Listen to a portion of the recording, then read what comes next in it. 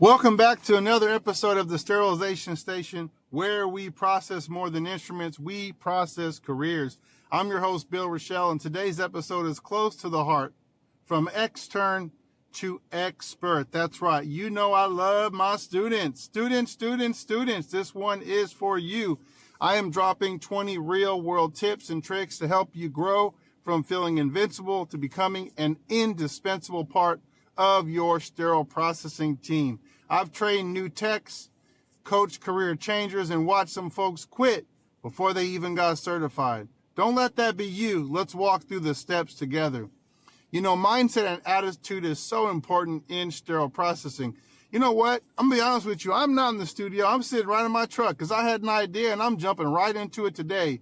Being great in sterile processing starts in your head. You don't become an expert just by clocking hours. It's about how you carry yourself on the job. Tip number one, treat every shift like a working interview.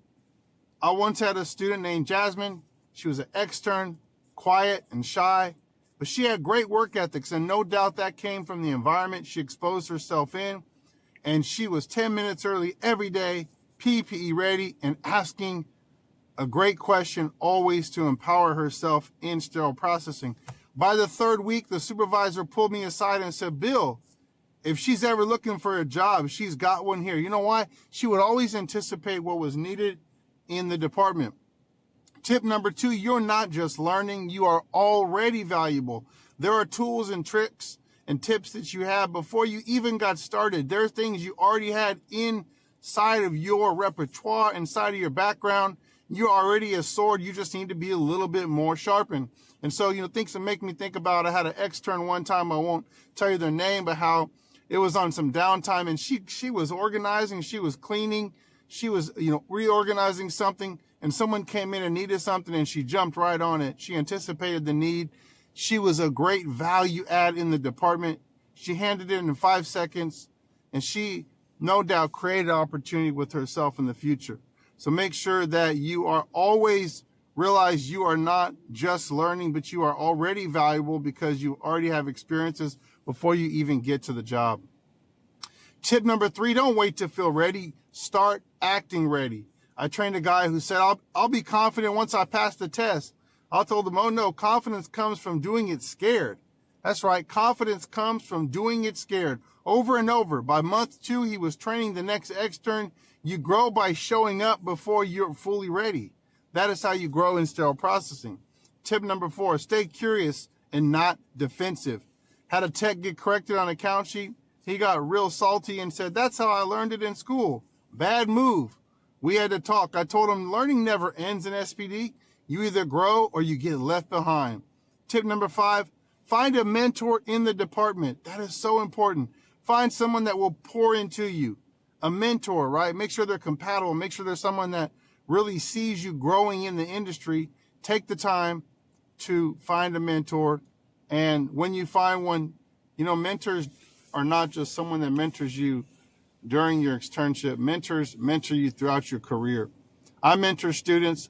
I'm still mentoring them through my career, still reaching out to them, still talking to them, still offering advice, still texting them. Mentorship is a lifelong thing, and I appreciate those who have been mentors to me. The Karen Cherry Browns, the Timothy Parsons, different people in my career, right? The Cliff Russells, the Kevin Steens. These are people that are still actively mentoring and encouraging me through my career. So mentorship is so important. We think about technical skills that are important, and some tips and tricks to help you is memorize the most common sets first, right? Memorize your minor trays, your major trays, your laparoscopic trays. One extern focused only on the neural trays because they sounded fancy, but she didn't know the general sets. Guess which tray came up 5 times a day? That's right, the general sets. Know your bread and butter first, right? Tip number 7, use your breaks sometimes to review instruments. A student I coached kept flashcards in her locker, and just 5 instruments a day she focused on, and within weeks she could identify over 200 additional instruments, plus the 100 or 200 that she already knew. And that's how you build muscle memory in sterile processing. Tip number 8, don't just clean, understand why. We had a scare one time, was blood in a lumen that wasn't properly flushed at one of the facilities I was at years ago. almost caused a delay in the surgery. That tech did not know why the flush matters. After that, I started making sure every extern understood bioburden, not just button pushing. Number 9, ask surgeons and nurses what matters most. I was exposed to a beautiful community of people, empowering. I talk about it a lot, called URCO, and one of their companies that they work with is called Value Center Solutions. You want to build your business around what your customers value. Do you understand what your customers value, right? One tech asked the OR nurse, what caused the most issues in trays? She said, Mayo scissors not cutting and box lock sticking.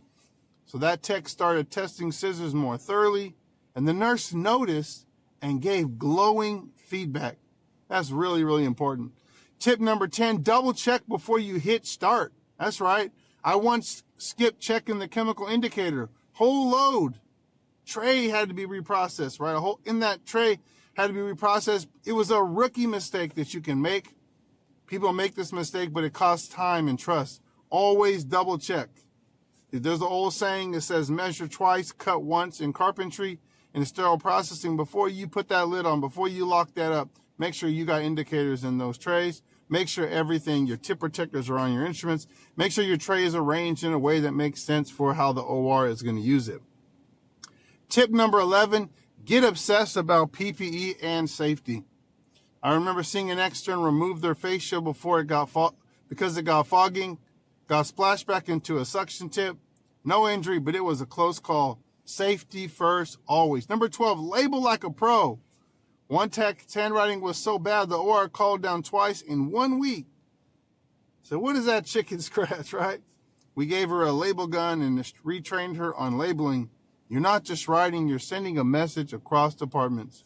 Number 13, keep a mini notepad or notes app open. One extern logged one takeaway per shift in her notes app. When she interviewed, she quoted a note from her 3rd week. The manager said, wow, you're intentional. Guess what? She got that job, folks. We want to transition into professionalism and growth. It's not just your hands that make you great. It's how you lead. It's how you speak. And it's how you grow. Tip number 14, practice report style communication. When someone asks what was working on an extern, what she was working on an extern said, trays. I coached her to say, I completed decon, loading washer 1, next tray is ortho minor. That one sentence showed that she had full control of what she was experiencing. So make sure you are practicing your report style communication. What are you working on? Working on this, did that, did this, did that. These are very good things to consider when you're thinking about sterile processing. Number 15, watch how the leaders walk and talk. There is a shift lead who never even raised her voice, even in chaos. She had notes, a checklist, and calm confidence. I told my extern that's the standard. Be cool, be cleared, be credible. Take initiative with cleaning or stocking.